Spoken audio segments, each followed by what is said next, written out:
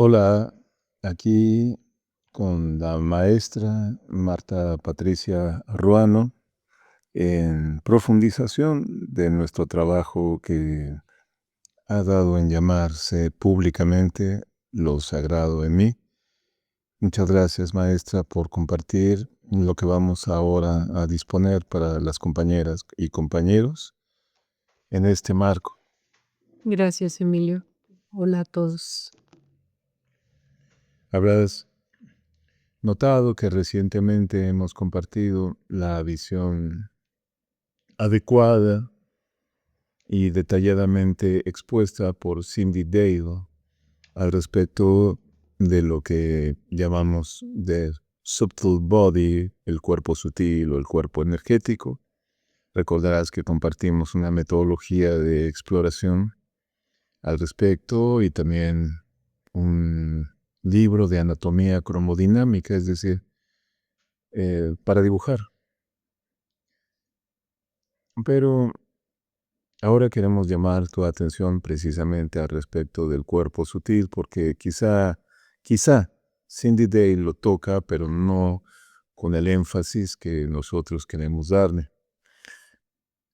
La exploración y aprovechamiento, sí podemos llamar aprovechamiento del cuerpo sutil, es decir, vivir en ese cuerpo energético ingresando a otras esferas de la atención y logrando incursionar a estados de conciencia más amplios, depende de la cantidad y de la calidad de la energía que disponemos.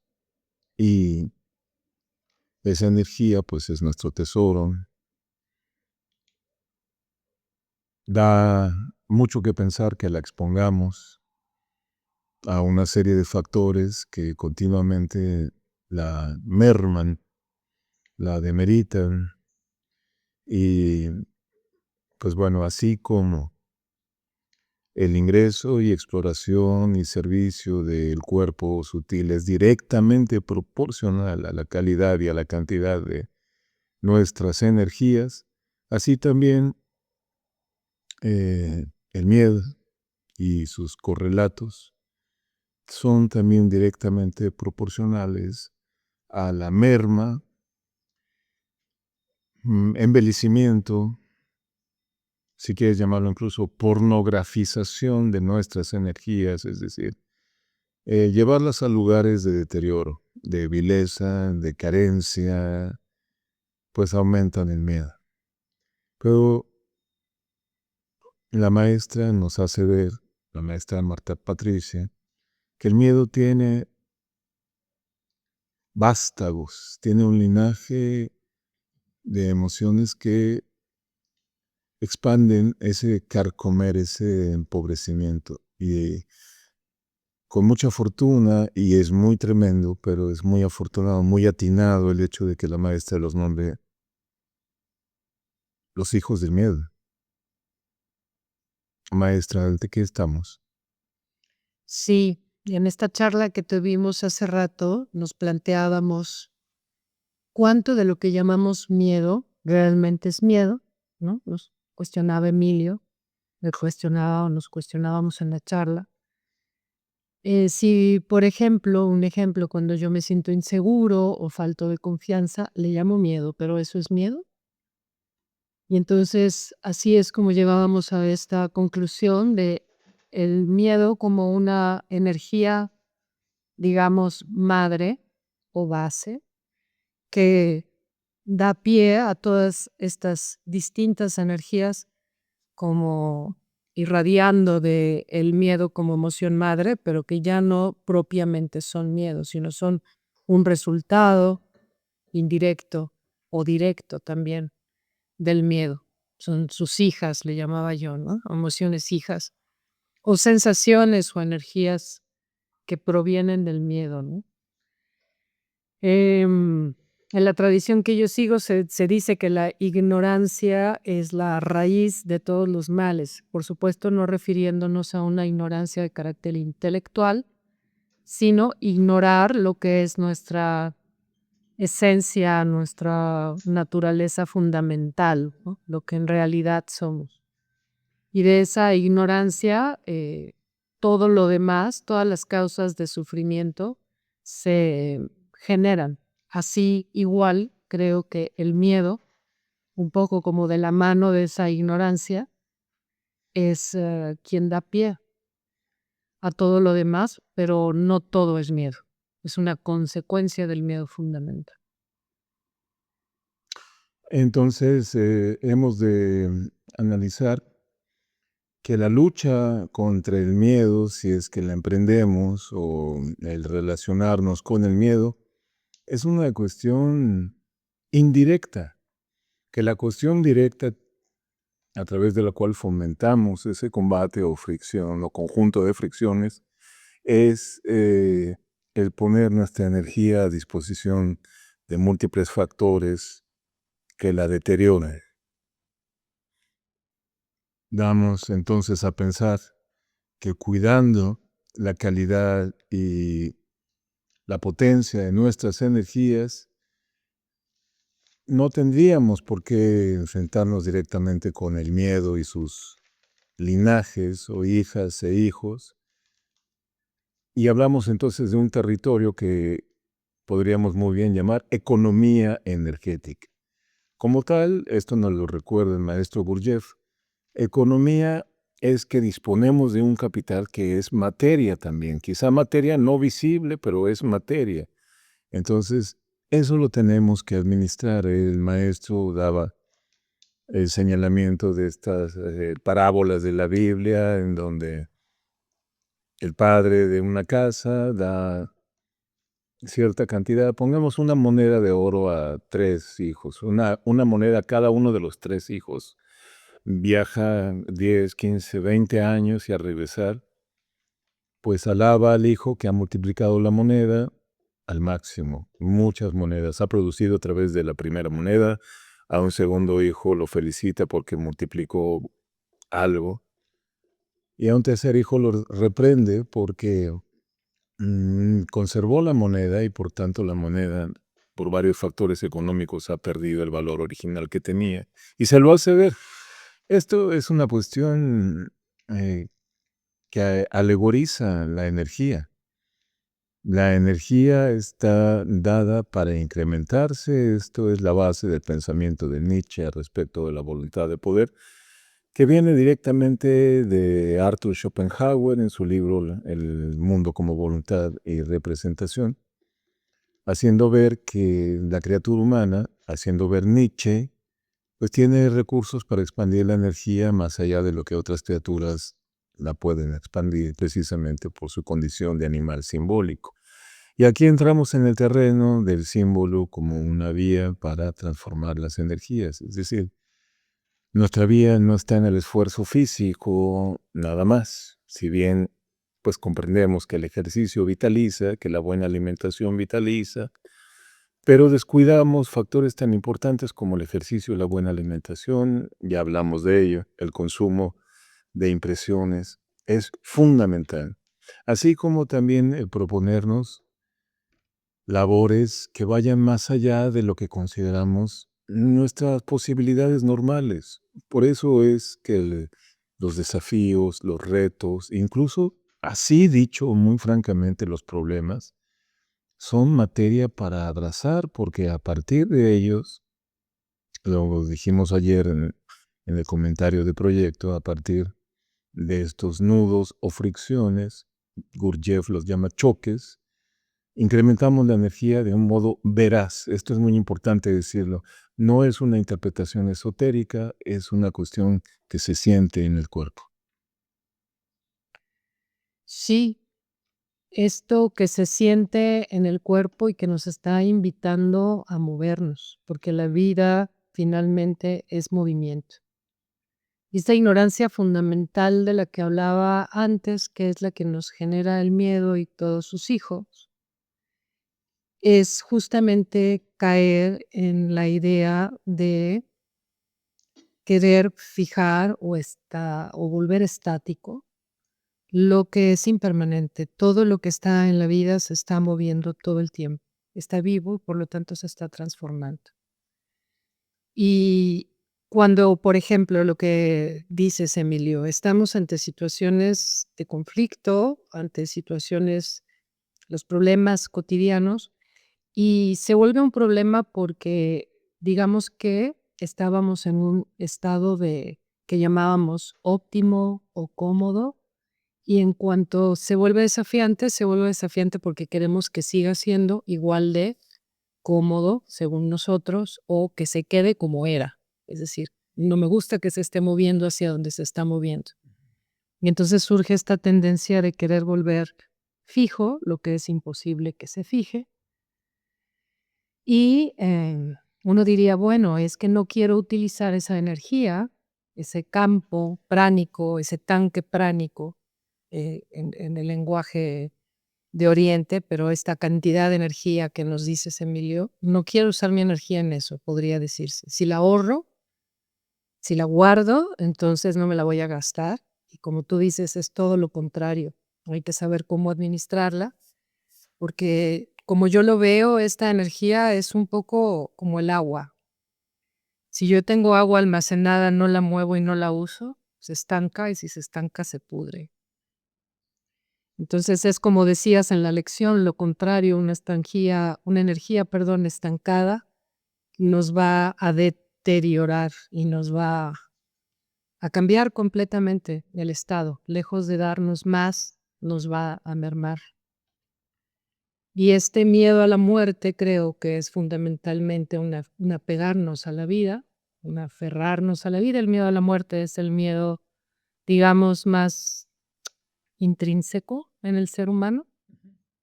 Pero confundimos este instinto de vida, que es a lo que nos está invitando el miedo, a vivir.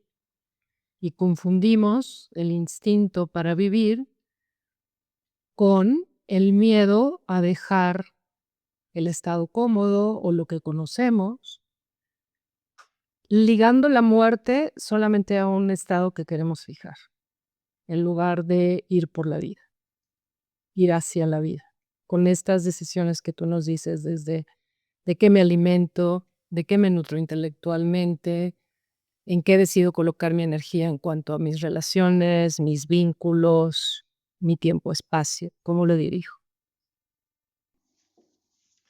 Es una paradoja, el miedo a morir le resta a nuestra vida, entonces, como dices, maestra Marta, pues estamos muertos en vida. El estado de muerto en vida es el estado de pecado. Pecado no desde la visión maniquea, cumpígena, judeocristiana, en donde es, digamos, lo malo. Es malo, pero no en el sentido moral. Pecado es lo que atenta contra nuestro proceso de expansión energética, contra nuestro proyecto, contra nuestro telos o propósito. Eso. Si sigue pareciendo muy tremendista, recordemos que pecado quiere decir errar en el blanco, es decir, no estamos actuando continuo y por tanto, no queriendo exponernos, nos exponemos a un daño máximo.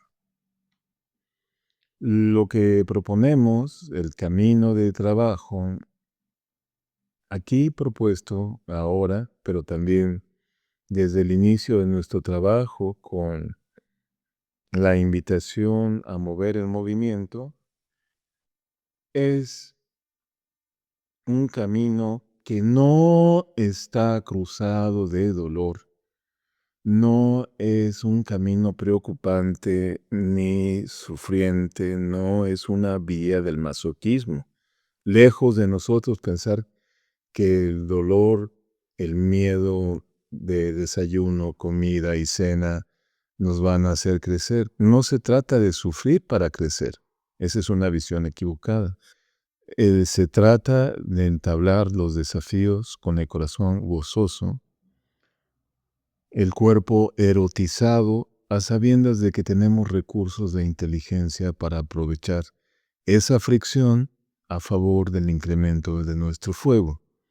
La fricción incrementa nuestro fuego interno, léase espesor de energías, pero no vamos a pelear con el obstáculo contra el desafío dándonos de cabezazos contra algo que nos puede dañar. De ninguna manera. Se trata de aplicar la inteligencia para encontrar un desafío, la expansión que necesitamos de una manera, te diría yo en lo personal, no sé qué opinas, maestra, pero yo diría que hasta elegante, astuta, refinada y que dé muestras de nuestra inteligencia. Sí, completamente de acuerdo. Con esto que hablábamos de tomar el miedo como el vehículo que me dirija, que me lleve, que me transporte hacia trascender el obstáculo. Me gusta que digas no es pelearme con él, no es derrocarlo, no es tumbarlo. Sí, no es desde ese lugar. Me encanta cómo lo pones. Disfrutando el proceso, disfrutando el viaje y de una forma elegante y suave, o fuerte si es necesario, pero elegante, trascender el obstáculo, que no es lo mismo que sacarle la vuelta, brincarlo, empujarlo, matarlo. Sí, utilizando justamente el miedo como este propulsor de vida, no de muerte. No debería haber fórmulas para el enfrentamiento con el obstáculo, y utilizo la palabra enfrentamiento, pues gráficamente, ¿no? Enfrentarse, es decir, estar frente a frente, ponerse frente a frente, o sea, ahí hay una claridad, ponerse en desnudez contra aquello que se opone. Sé que se opone a esta serie de circunstancias. Me pongo desnudo, sé lo que tengo, sé lo que no tengo, sé que no voy a morir, lo más probable, ni voy a quedar muy dañado porque ya lo hubiera hecho, ya me hubiera pasado algo malo y no me ha pasado.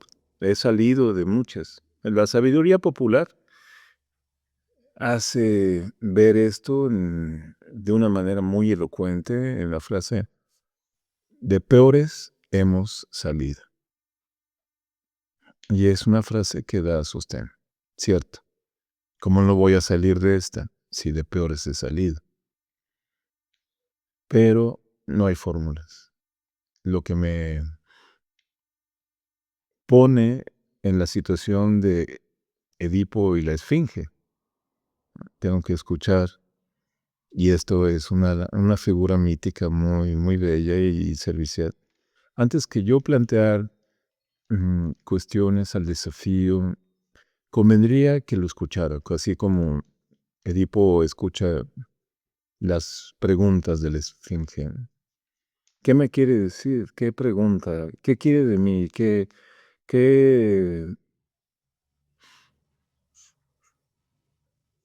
tesoro o valor el desafío quiere de mí? Porque ahí lo puedo ver como maestro incluso, sin romantizarlo, pero en este sentido. O sea, hay una epistemología no solamente de mí frente al desafío, sino del desafío frente a mí.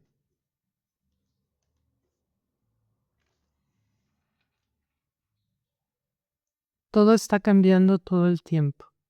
Por eso me encanta que digas, no hay fórmulas frente al desafío y aún si de peores he salido, no voy a usar aquella vieja fórmula que usé tal cual. Quizás de alguna manera es una fórmula probada que me sirve, pero cada instante es nuevo, es un presente constante y en esta presencia del presente, porque todo es nuevo, tengo que observar.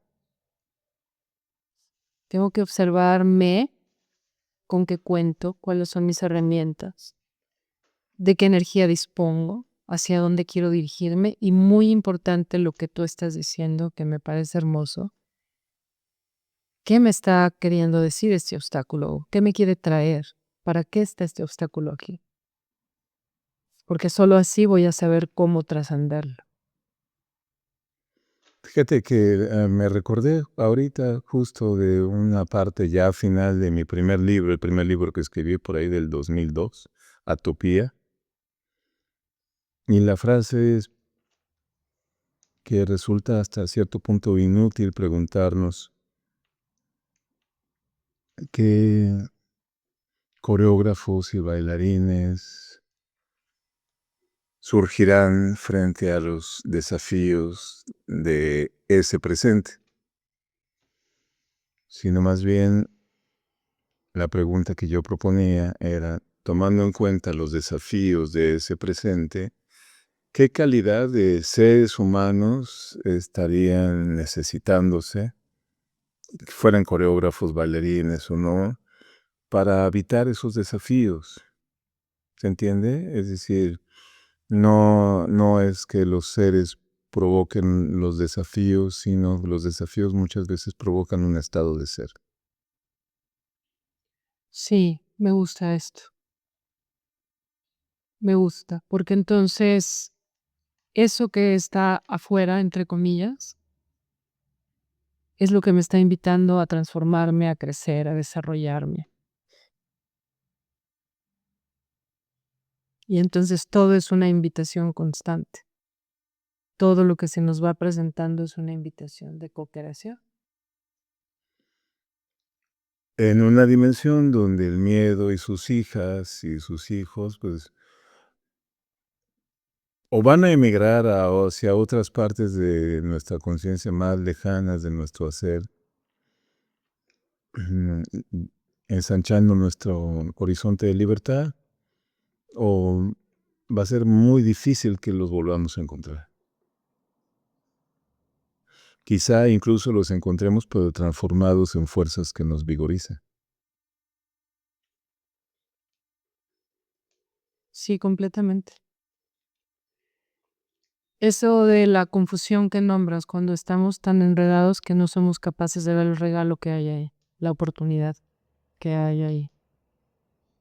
Y, y cómo estar confundidos y enredados nos aleja de fuerza, esta fuerza interna, que es una de nuestras muchas expresiones de la fuerza que podemos llamar instinto e intuición, ¿no? Son dos distintas, pero siento que tanto el instinto como la intuición nos están diciendo hacia dónde, que vayamos ahí, que lo tomemos, que lo enfrentemos, como dices, en el sentido de ponerme de frente y no sacarle la vuelta, que vayamos a ello. Incluso nos dicen cómo y por dónde. Pero cuando estamos confundidos y enredados, ya, no hacemos caso a eso. Y la única manera de darnos cuenta que no estamos haciendo caso es que no estamos en paz, realmente en paz. Que puede ser que le haya sacado la vuelta y que me haya movido de ahí, por decirlo de una manera, y me cuento un cuento de es que yo no voy a gastar mi energía en esto o aquello, qué sé yo, me lo puedo justificar desde la lógica que quieras. Pero internamente no estoy en paz. Y es que no nos estamos haciendo caso a esto que dices. Ahí estaba, era para ti, para crecer. ¿Mm? Es muy bueno, creo yo, en este panorama de estar, de presencia que nos traza la maestra Marta Patricia, tomar en cuenta que podemos elegir incluso nuestros desafíos. No se trata de meternos en problemas con todo. Yo considero que una cuestión práctica del laboratorio es precisamente la posibilidad de tener tiempos y espacios para definir los desafíos. Inconveniente siempre va a resultar mezclarlos todos en un caldo porque vamos a hacer una madeja de problemas y de lo que era un reto, vamos a hacer un nudo gordiano, ese nudo legendario que no se puede desatar. Y puede fácilmente una persona caer en eso sobre pretexto de sentirse víctima. Así que yo pondría una bandera de atención, una bandera en rojo, a que cualquiera que sea nuestra estrategia esté libre de victimización, libre de queja.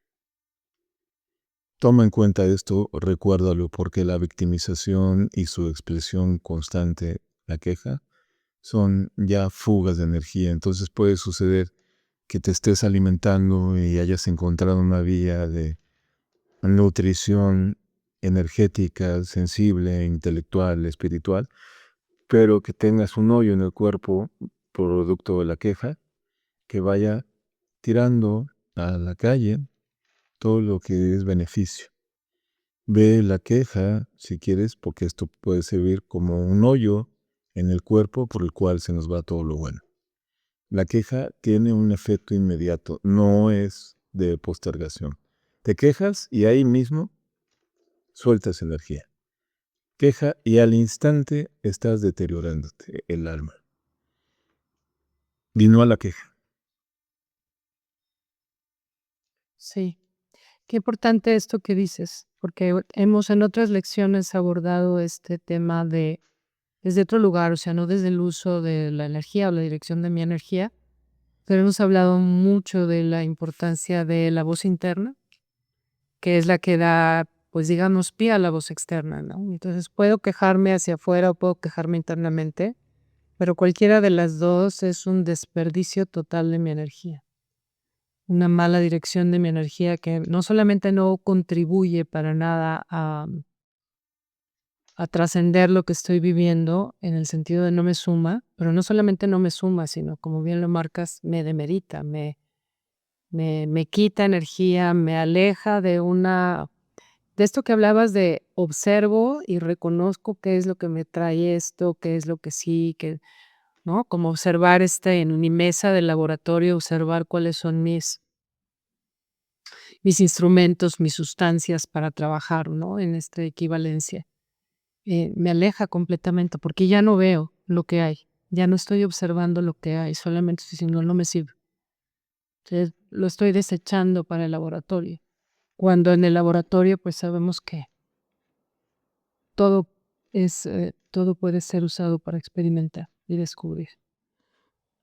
Eso importantísimo, esperando que estés llevándolo a una bitácora mínima de esquemas de laboratorio. Yo agregaría, la definición de proyecto es muy importante porque es en relación directa también con la aparición de desafíos. Entre mejor definido tengas el proyecto, los desafíos serán más claros y estarán en proporción al proyecto.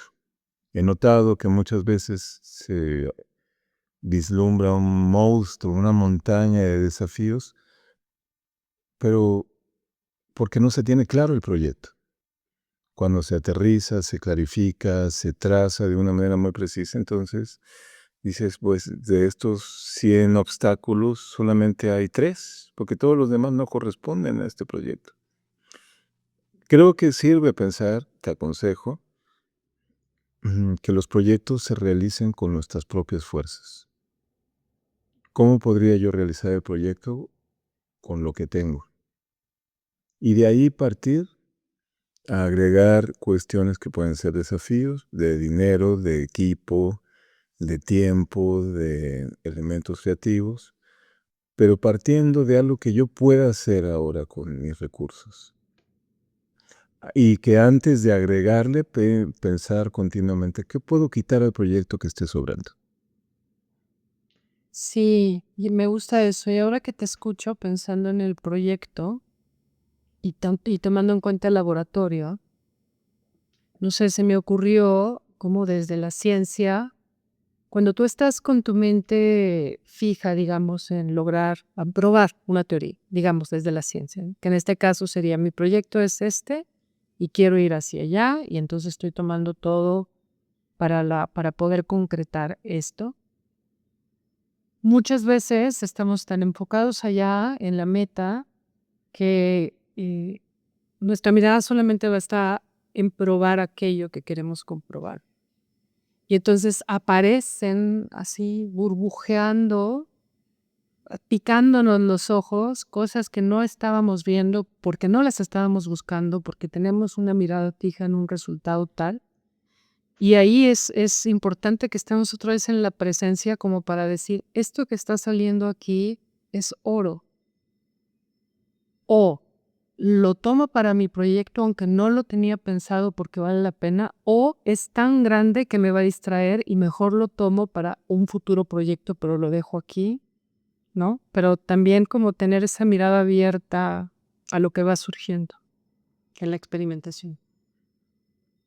Sí, selección de materiales, selección de vínculos entre esos materiales, selección de problemas.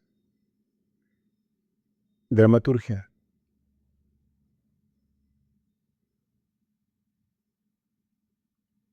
Seguiremos seguramente abordando sobre esto con la ayuda de ustedes porque la exposición de cada uno de los proyectos que presentan ustedes nos ayudan a pensar. Y así como en la sesión pasada, pues atendimos varias consideraciones que ahora prolongamos la maestra Marta Patricia y yo, a partir de lo expuesto por Raúl, pues así esperamos que sea en el futuro, que ya es corto lo que nos resta, un mes y algunos días. Aprovechemos. Gracias, maestra. Gracias, al contrario.